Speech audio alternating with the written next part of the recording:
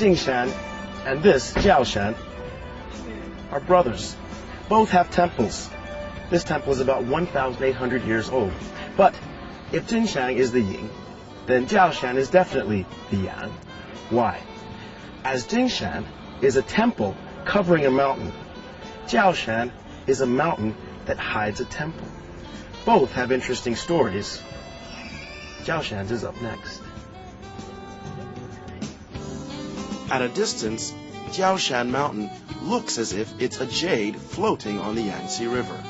Ergo the name, Floating Jade Hill. A ferry ride is the only way to get to the 71-meter-tall, 38-hectare piece of floating jade. Jiaoshan is the exact opposite of its brother, Jingshan. Jingshan is a temple that hides a mountain, while Jiaoshan is a mountain whose lush greenery secrets away the temple grounds within. Old temples, pavilions, and decorative structures of Dinghui Temple seem to be inlaid in the mountain the way a precious stone is inlaid to a piece of jewelry.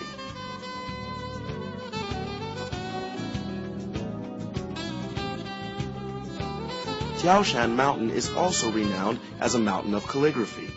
Here, more than 400 stone tablets from different dynasties have been collected, among which the Yihe inscription receives the most praise. Lovers of Chinese art, history, and even amateur forensic scientists should come here to Jiaoshan Island, not only because the temple here, Dinghui Temple, is hidden, but because there's a mystery here that hasn't been solved for over 1,600 years. It is the mystery of the Yihe Ming inscription. Behind me is China's first example of calligraphy. Who wrote it is completely unknown.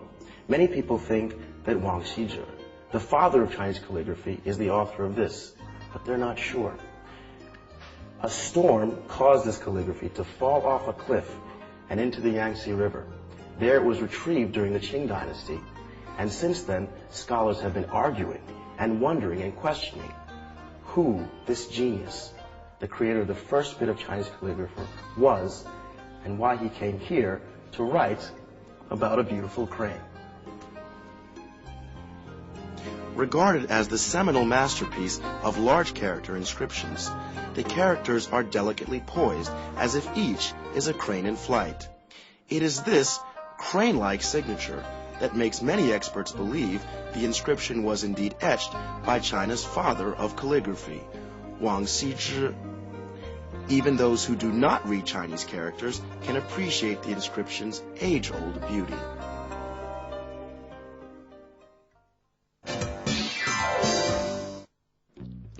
Getting to each of Zhenjiang's tourist spots couldn't be more convenient.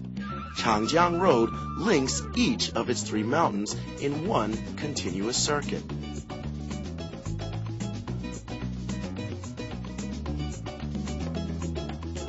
And the final mountain on my three-mountain circuit, Beigushan. Zhenjiang has a total of 3 mountains, and each of them have a unique story. But judging by how tired I am climbing up this, the third one, and the tallest, Beigushan, the story is going to be pretty good. It better be.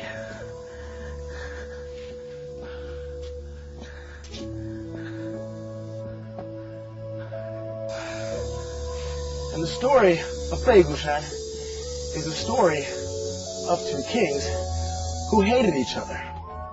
And one of those kings decided to use his little sister to trap the other one, right here at the top of Beigushan.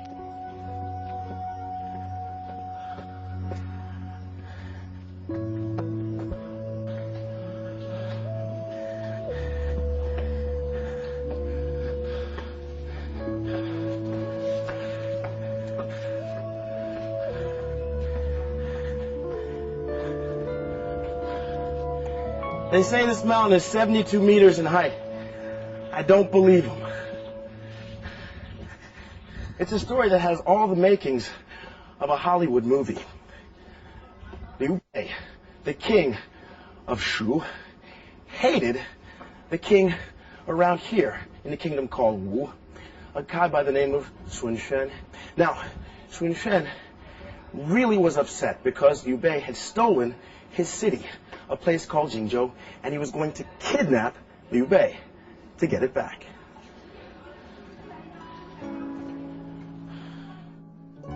As an invitation, Sun Quan promised Liu Bei his sister's hand in marriage, but he really intended to lure Liu Bei here with the promise and then take him captive. But Liu Bei and his main advisor, the famous Zhuge Liang, were too clever. They found a way to take the sister and make her theirs anyway and return home. And so eventually, Sun Quan lost both his sister and his city. While the tension of that fateful moment in history is gone, the beauty and intrigue of this place remains as it ever was. This is Zhenjiang, a pearl in the heart of southern China.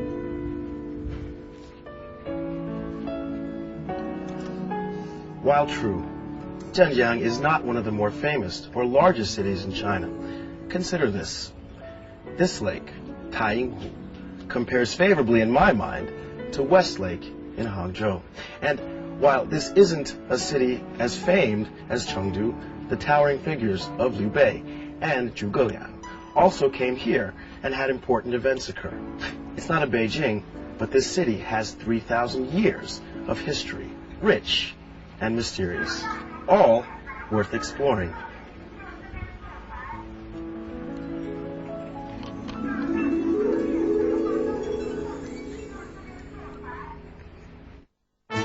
Go ahead, ham it up. After you've had your fill of Zhenjiang's history, fill up on its tasty morsels. And after you've done that, wash it down with some of the world's finest, you guessed it, vinegar.